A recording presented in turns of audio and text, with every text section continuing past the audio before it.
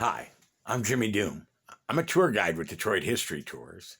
I'm in my pajamas, in bed, and tonight is Detroit History Bedtime Story number 140.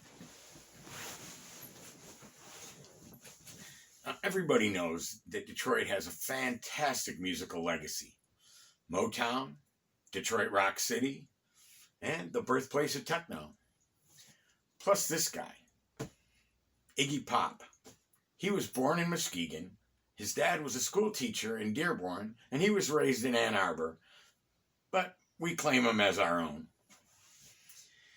For us to have the great musical legacy that Detroit has, took hundreds and hundreds of venues over decades that nurtured live music in the city of Detroit. One such venue was the Little West Side Rock and Roll Club, 21139 West 7 Mile between Losser and Telegraph, called Blondie's. As you can see, it's a tiny little club. You wouldn't even know it was a concert venue unless perhaps you drove by with the windows down and you could hear the gazillion decibel sound system blasting through the open front door.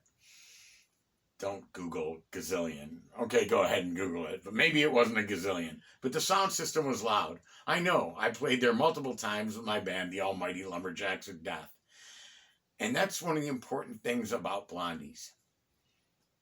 My band, like hundreds and hundreds of others, before Schools of Rock, got their first shot at what was really a dirty, sort of intimidating, tiny little club on the west side of Detroit.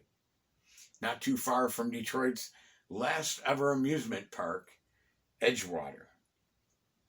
But that's a story for another time.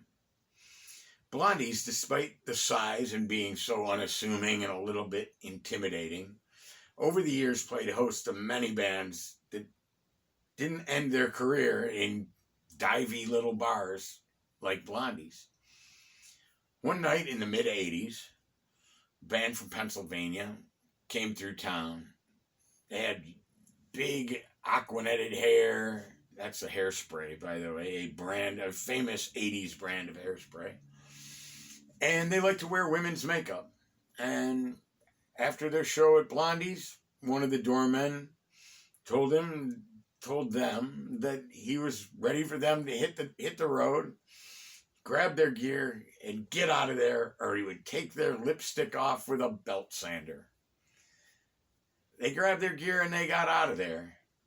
And they went on to multi-platinum superstardom during the MTV generation. That band was Poison.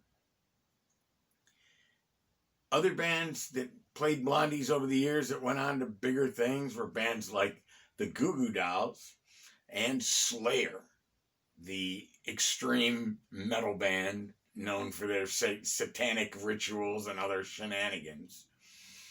But really, Blondie's legacy is that they gave a start to bands that otherwise never would have gotten the chance. Like I said earlier, there was no schools of rock. There was no entry into the music scene. You had to knock on a door or pick up a rotary dial phone and ask a club owner for a gig. More often than not, if you weren't established, if you didn't know somebody, they were going to say no.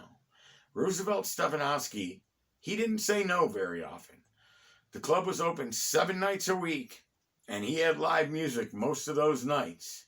So if you were in a band, metal or punk or rock or power pop, in the 80s in Detroit, more than likely, your first or one of your first gigs was in that seedy little club on 7 Mile Road.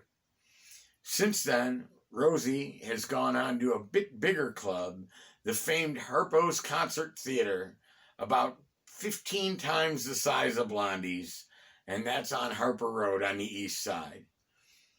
So when you see a band on TV, on YouTube, and they're playing in arenas, they might have gotten their shot at a little club, just like Blondie's. Clubs like that are crucial to the scene, and Blondie's was certainly an incubator for bands in the 80s and 90s in Detroit, and our scene and our city would have been lesser without it.